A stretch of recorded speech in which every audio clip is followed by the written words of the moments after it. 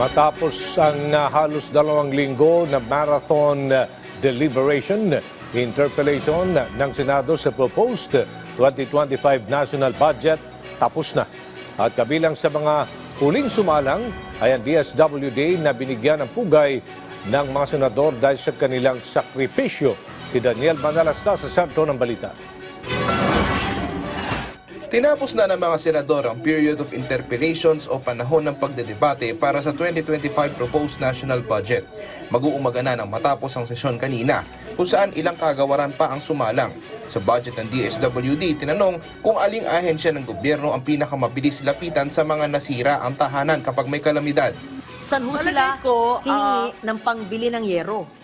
Sa hunot dulo, DSWD pa rin ang pinakamabilis. Kapag kumpleto at buo yung listahan ng mga opisyal at na-verify ng mga lokal na mga social welfare, sa loob ng 1 linggo na bayaran sa Bicol yung mga nasalanta ng Typhoon Christine at nabigyan ng 10,000 kada isa.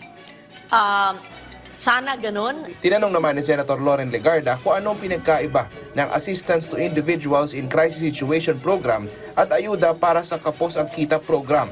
May mungkahi rito si Senator Amy Marcos. Kaya eto nga, pinopropose ko na sana dagdagan yung iba na developmental at sa kabila nun, ipagkaisa na ang AICS at AKAP para hindi na nagkakaroon ng salisan, ng turuan, ng kalabuan. Sa budget naman ng DICT, inungkat ni Senadora Risa Hontiveros ang naging problema kamakailan ng isang mobile wallet app kung saan may napaulat na hindi umano otorisadong transaksyon ng fund transfer. Last November 11th, it was reported that the DICT had started its investigation of the incident. Paano po mako-confirm ng DICT kung yung unauthorized deductions ay talagang sanhi ng reconciliation errors o gaya ng sinususpetsya ng ilang mga tao ng mga hackers o ibang malicious actors? The DICT investigated the matter in coordination with the BSP. Fintechs, including GCash, is regulated by the BSP. But in this particular case, the DICT coordinated with the BSP to investigate what really happened. Sa deliberasyon naman ng budget ng DPWH, inalam ng ilang senador kung ano-ano ang mga big-ticket flood control projects na makatutulong sa problema sa baha.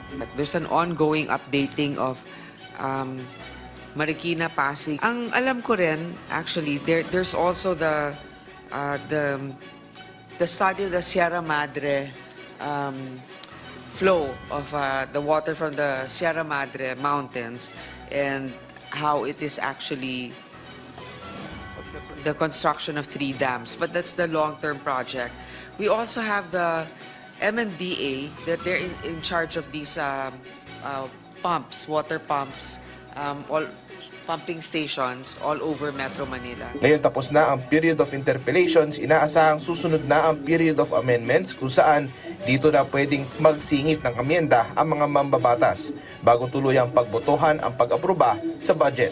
Daniel Manalastas para sa Pambansang TV sa Bagong Pilipinas.